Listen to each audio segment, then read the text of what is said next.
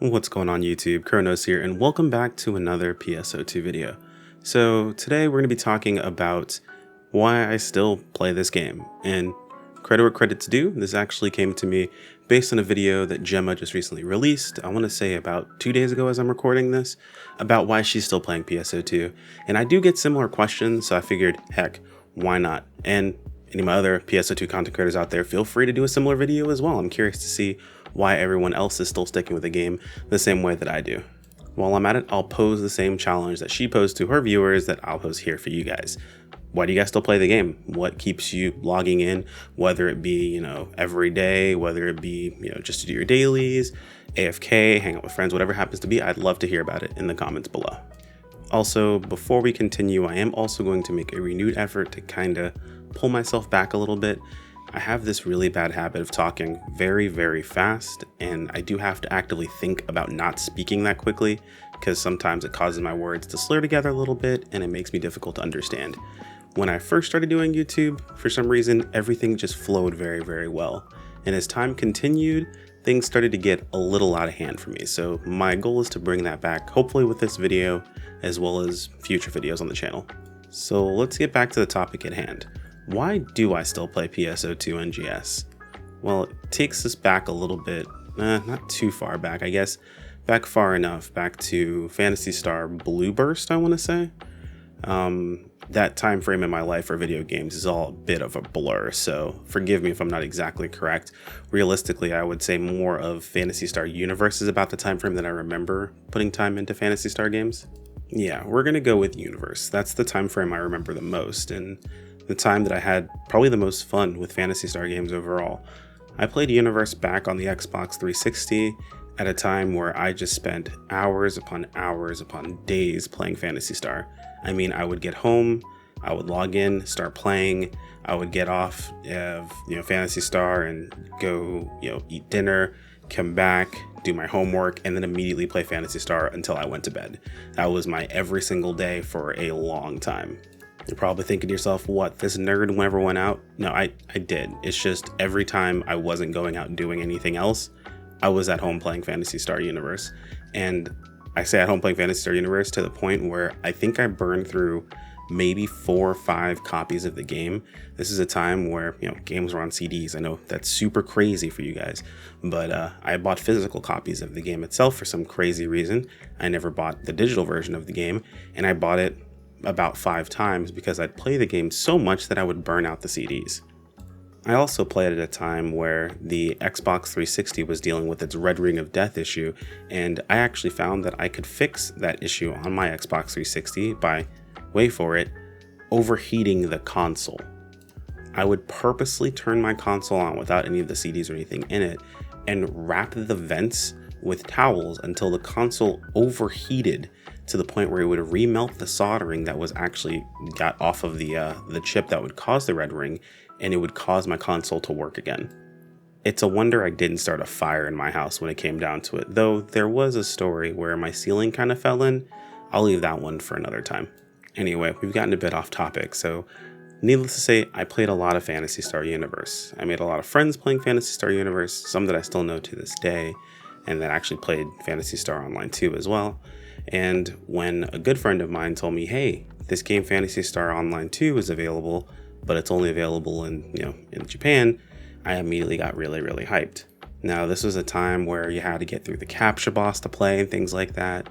It was a time where the global, or I guess the US site for Phantasy Star Online 2 still existed, and we still had hopes the game would be coming over to the West back then.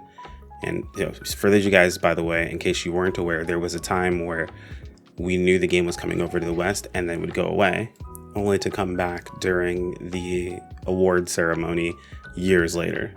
Like, when I say go away, I mean like the entire site disappeared one day. It was a really big joke amongst all of us who played on the JP side that, the dream is never dead until the site goes away. Well, one day the site went away, and at that point for us, the dream was dead. Then we all heard that I don't say crazy, but we had that crazy moment where we heard the PSO2 theme music playing during the Xbox show, and I'm sure, like everyone else, I freaked out. The game that I put hundreds of thousands of hours into was finally coming out in the West for the newer version of itself, something I'd waited for a very, very long time. I guess it's really not fair to say that I waited, because I actually went to go play JP in the meantime. I leveled to cap even actually, played a ton of JP. I actually started back in the end of episode 3, played in episode 4 mostly. That's really when I kind of hit the ground running really hard with Phantasy Star Online 2, and then played all the way until episode 6, until the global version came out. My JP account to this day still exists, and I actually plan to go back and play JP again one day when I have much more time. At the moment, I just don't have the availability to do it, but my character's still there. I still definitely plan on going to it and having a good time when I can get there. And that leads us all the way up to current Phantasy Star Online 2 NGS.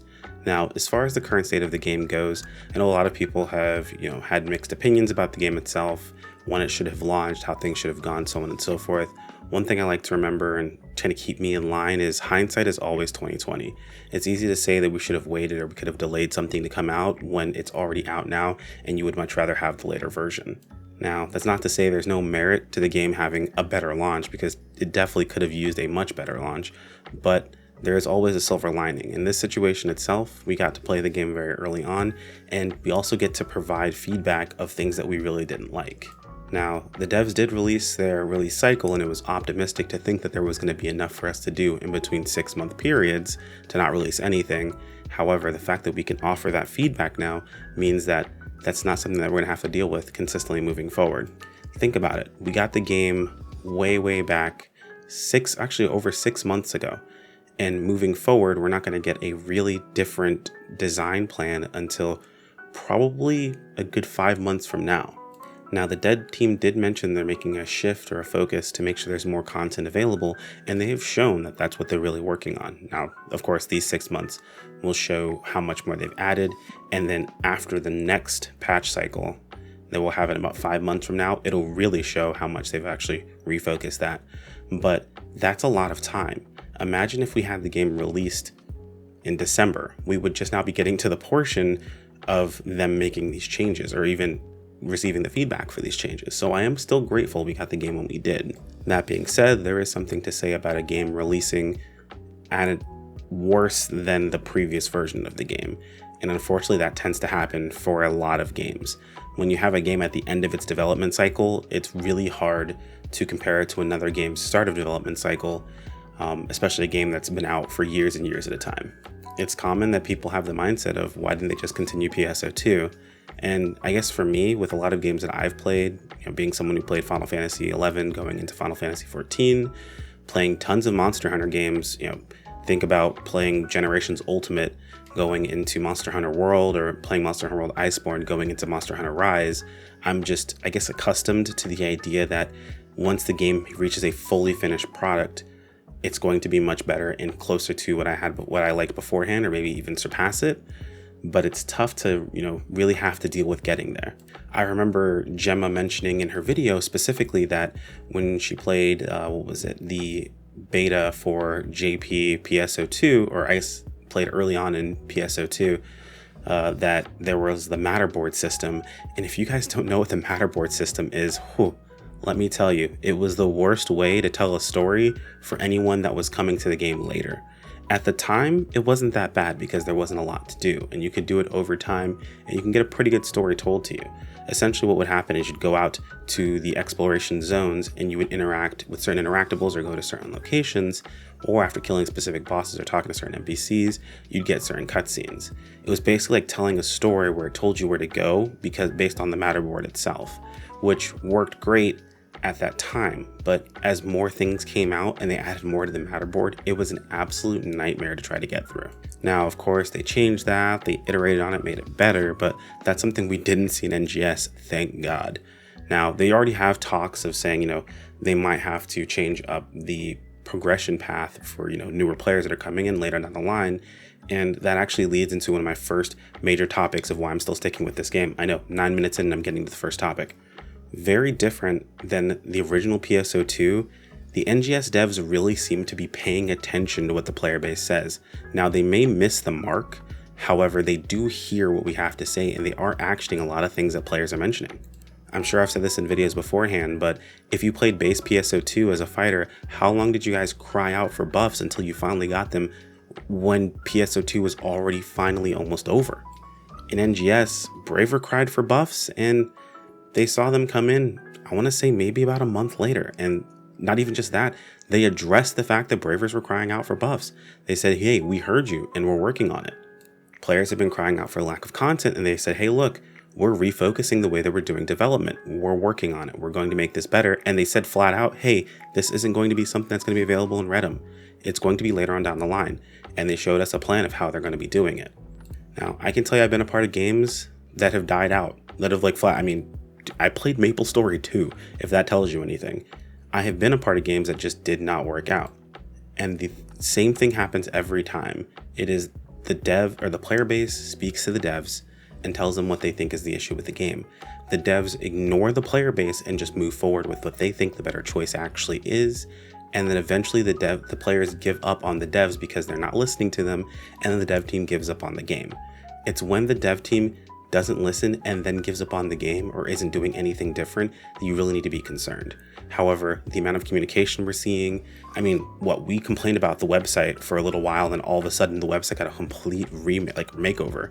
It was funny because I made one video talking about it and all of a sudden the website's a bit different. Not saying I'm taking credit, but everything I said I had a problem with changed. I made a tweet talking about the other problems. Hopefully that'll have some impact, but that's besides the point. It seems like the devs really are trying to align themselves with the players instead of putting themselves at odds with the players. And that's really what needs to happen for a game to grow and be better. Should the game have been fantastic when it came out? Yes, there are a lot of things that should have existed when the game released. The lookbook, things like the party bonuses and buffs, certain changes, the idea of more content in between, all these things should have definitely existed. Now, am I happy we're getting these things? Awesome. But what I'm really excited for is the fact that these issues can exist and the dev team is responding to them. They're saying, hey, look, we see you and we hear you and we're working on what we want you to do, what you want us to do. And we're trying to put our own flair into it. Hell, they pushed back the release of new classes because they knew that we didn't have enough content to keep us really playing the game. They saw that classes weren't enough. That to me speaks volumes. So whether you're taking a break, whether you're deciding to play just to do your dailies, whether you're really going at it and having a good time, whatever you need to do to have a good time with PSO2, do it. But honestly, if you feel like you need to take a step away, come back at a later time, I don't blame you. I tell people that all the time. However, the biggest thing is don't force yourself to do anything if it's going to make you give up on the game. The last thing you want is to give up and then the game get really good, come back, and then not have anything you want. I guess realistically, I talked about my biggest point was just, the dev team is, I still have faith in them, which is why I still play this game itself. And I really didn't go on to many other things, but I guess the other reasons I still play this is one, I have such a deep love for Phantasy Star. It's such a fun style of game that I've enjoyed for a very long time. That I would probably still give this a chance, even if it wasn't moving forward in the best way. The combat in the game honestly carries a lot of the experience for me. If I'm having fun fighting stuff, I don't really mind too much when I'm having to grind. And I'll go ahead and wrap this video up with, let's be honest, my channel's kind of built around this game itself, so I really do hope it does well. I enjoy it. I would never make content for something I don't enjoy, but the reality of the situation is you guys are all sitting here listening to this video because you guys also enjoy the fact that I make content for this game. So I do have a personal stake in the entire matter. It's important, and it would be a lie to tell you guys otherwise. Anyway, let me know what you guys think down below. If you enjoyed the video, appreciate a like, subscribe if you want to keep up with more, and I'll see you guys all next time. Take care. Peace out.